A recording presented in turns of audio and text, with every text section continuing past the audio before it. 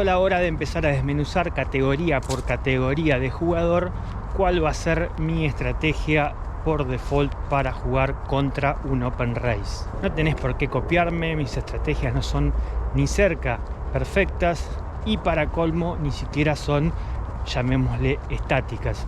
Yo tengo esas estrategias por default, pero trato de adaptarme absolutamente todo el tiempo. Empecemos mencionando un concepto que aparece en uno de los primeros libros que leí en mi vida y que seguramente muchos de la vieja escuela hayan leído en su momento. Estoy hablando del año 2000. El autor de este libro en concreto era David Slansky y de él sí me voy a acordar y lo voy a citar puntualmente con nombre y apellido, lo cual me gustaría hacer con todas las otras cosas que cito y aclaro que no son ideas mías, pero me olvidé de dónde las había sacado. Este respetado señor hace 30, 40 años, en las épocas de las cavernas del póker, cuando todos estábamos timbeando, se tomó el trabajo de inventar, o mejor dicho, darle un nombre a la teoría de que se necesita una mano mucho más fuerte para entrar a un pozo que ya está abierto que para abrir un pozo que no está abierto. No me pidas que me acuerde las palabras textuales con las cuales describía este concepto llamado el Gap Concept, porque ese libro ya lo usé para hacer el asado hace no sé cuántos años,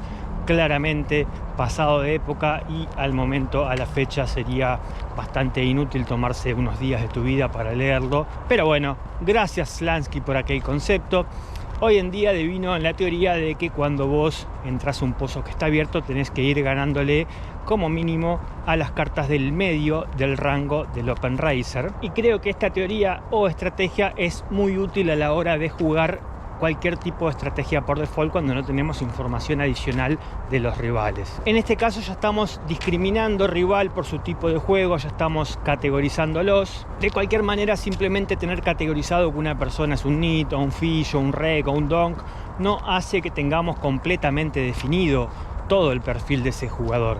Hasta que lo hagamos, usar esta teoría de que tenemos que entrar a la mano con cartas que le ganen por lo menos a la parte media o promedio del rango del Open Racer va a ser muy útil, salvo que estemos jugando con stacks super deeps. Cuando estamos jugando con stacks super deeps tenemos vía libre para entrar con cualquier cosa y no importa si no tenemos demasiada información del rival, porque con posición vamos a equiparar cualquier tipo de falta de información. Cuando sí disponemos de información adicional acerca de cómo juega nuestro rival, sí nos vamos a pasar esa famosa teoría por el centro del orto y vamos a jugar como mejor lo requiere la situación, es decir, adaptativamente. Si nuestro rival es súper fuerte, vamos a jugar aún menos manos de las que deberíamos jugar, siguiendo esa teoría al pie de la letra.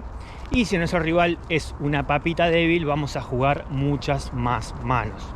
En esta primera parte de la categorización vamos a estar usando estos dos conceptos: cuándo pasarnos de rosca y cuándo atarnos el cinturón de seguridad y jugar como las rocas del condado super cagados. Es porque vamos a estar hablando de cómo respondemos al Open Race de los nits por un lado y de los regulares bueno por el otro. ¿Por qué vamos a mezclar estas dos categorías? Vamos a mezclar estas dos categorías porque son dos tipos de jugador con los que tenemos que jugar con mucho cuidado.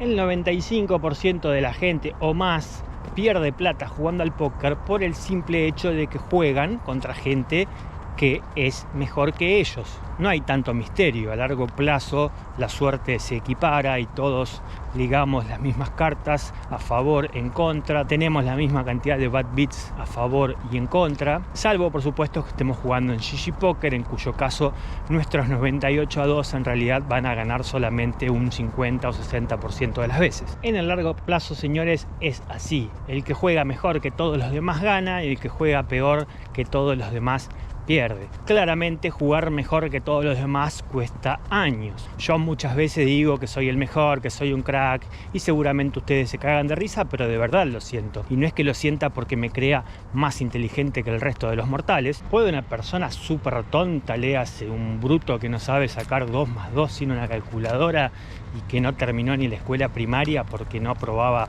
ni siquiera la matemática elemental básica, ser crack, shark, campeón mundial del póker?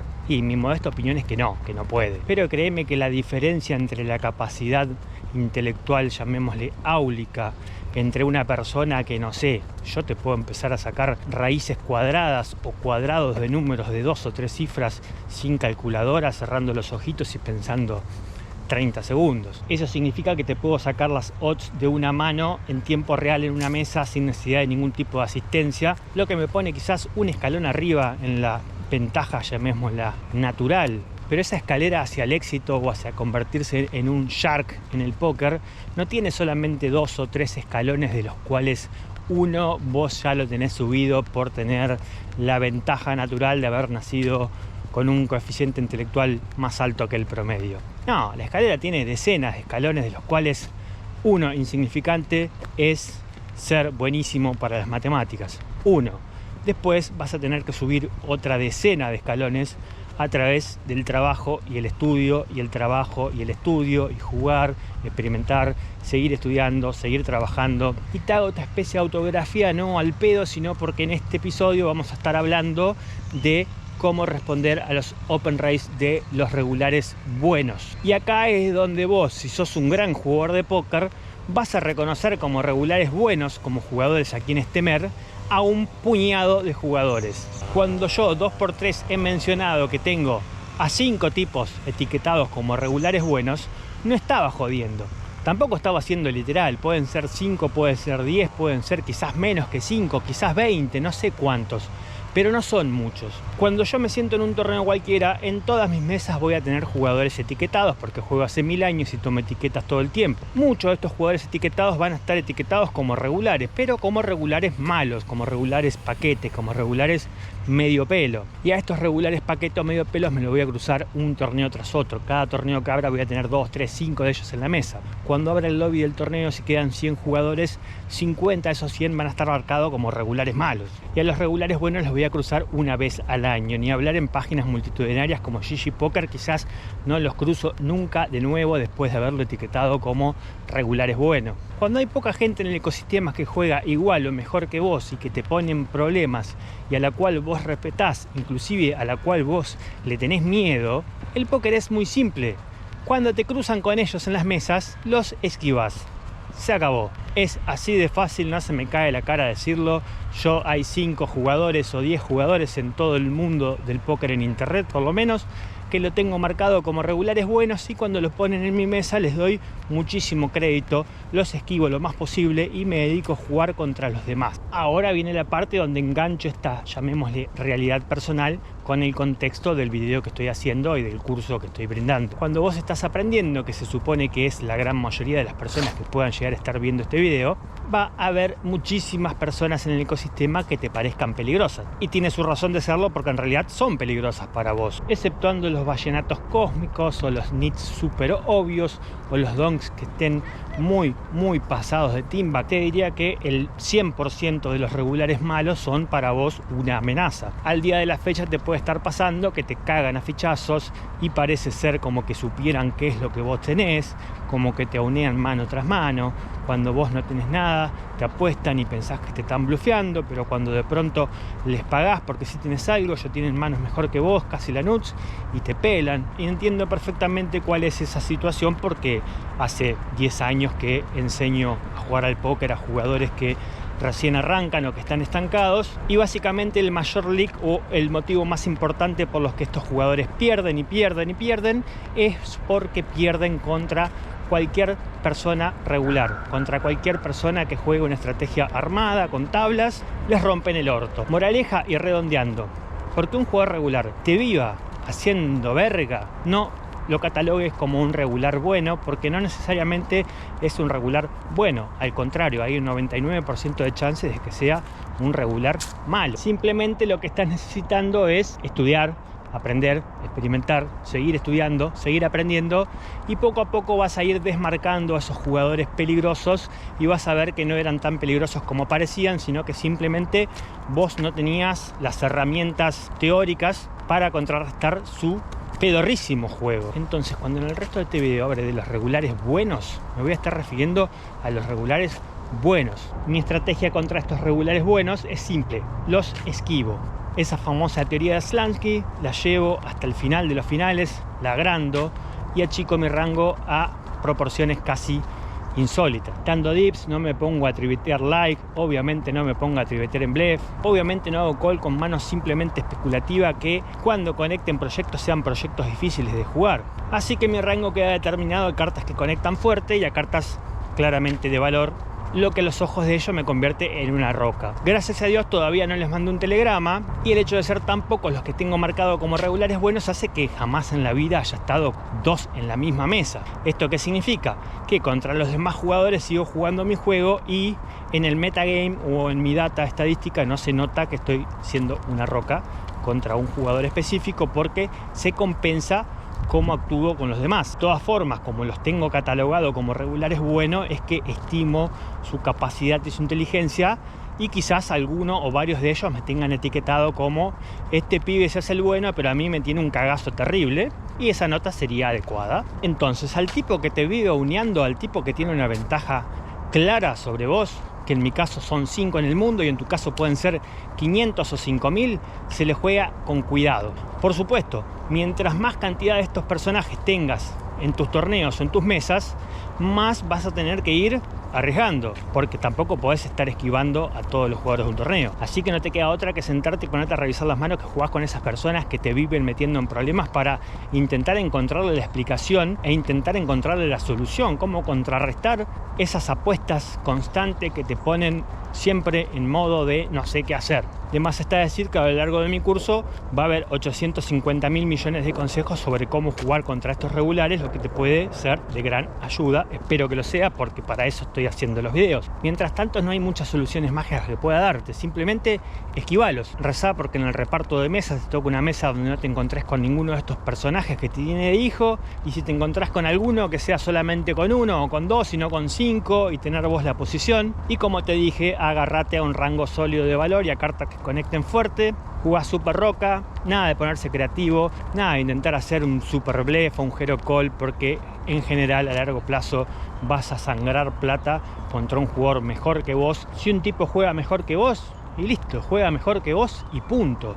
La buena noticia es que este tipo de regular va a jugar toda su vida igual, te lo vas a cruzar dentro de 3 años y va a seguir jugando igual. Quizás va a haber pulido un poquito más sus rangos, podrá haber mejorado un poquito más ciertas cuestiones del juego, pero en general va a seguir siendo el mismo pelotudo por el resto de su vida. En contrapartida, vos quizás hoy comparado con él seas un paquete, pero si te pones a estudiar todos los días un poco, a revisar manos, a buscarle la forma de cómo adaptarte, de cómo jugar contra cada tipo de rival, cada vez que te lo cruces el mes que viene, dentro de 6 meses, dentro de 1 año, dentro de 2 años, la diferencia va a ser menor, y cuando menos te diste cuenta la balanza se inclinó hacia el otro lado, y hoy en día lo tenés marcado como regular malo, y ya no solamente que no lo tenés que andar esquivando, sino que por favor pedís que lo pongan en tu mesa. En uno de los próximos videos te voy a estar explicando con lujo de detalles cuál es mi estrategia por default y cuáles son las adaptaciones básicas contra regulares malos, o sea, casi todos. En este hablábamos de regulares buenos, y la estrategia principal es esquivarlos. Siempre esquivarlos, es la mejor estrategia, la más rentable. Abrís el software de GG Poker y hay 350.000 jugadores en línea. Mirá que me voy a ir a sentar en la misma mesa que hay uno de los 5 tipos que tengo marcado como que juegan bien al póker. No hay chance. Y la otra categoría de jugador de la que tocaba hablar hoy era de los nits. Y los mezclo con los regulares buenos, no es porque le tenga miedo a los nits, sino porque sean buenos los nits. Al contrario, no debe haber forma más pedorra de jugar al póker que ser un super nit. Pero en principio nuestra estrategia va a ser 50% idéntica que cuando jugamos contra un regular bueno. ¿Cuál es ese 50% idéntico? Cuando los stacks son shorts o medios. El nit abre, lo esquivamos. No hay mucha vuelta que darle, no importa si es un buen nit o un mal nit. No hay mucho que se pueda hacer al respecto si no queremos hacer locuras. Llevamos la teoría de Slansky al máximo exponente, nos mimetizamos y nos volvemos un nit y jugamos nit versus nit.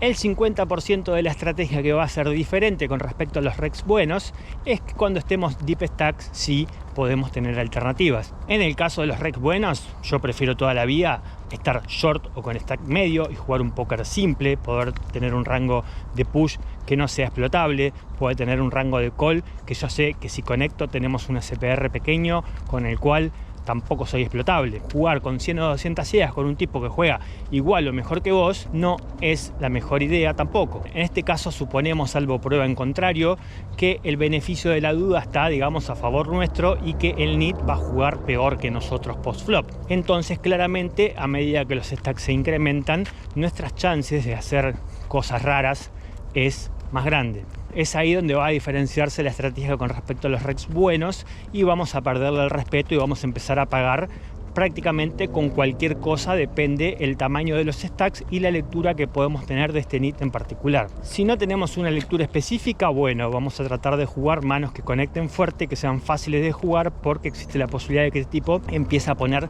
pote después del flop con su overpair y bueno, tenemos que pagar con algo que conecte. Si nuestro NIT amigo en el ejemplo es del tipo de NIT que afloja, que flaquea post-flop, que es lo más probable porque la mayoría son así, es ahí cuando vamos a entrar con la famosa mentalidad de bluff a robarnos el pozo o a descomponer. No hay mucho más que decir al respecto. Como verás, en principio la estrategia contra estos dos tipos de jugadores es muy parecida y consiste en esquivarlos la mayor cantidad de veces posibles, salvo que nosotros tengamos buenas cartas. Las buenas cartas van a cumplir una doble función. Primero, que en general van a estar arriba del rango, sobre todo del reg bueno, pero quizás también del NIT. Y en segundo lugar, que van a ser más fáciles de jugar.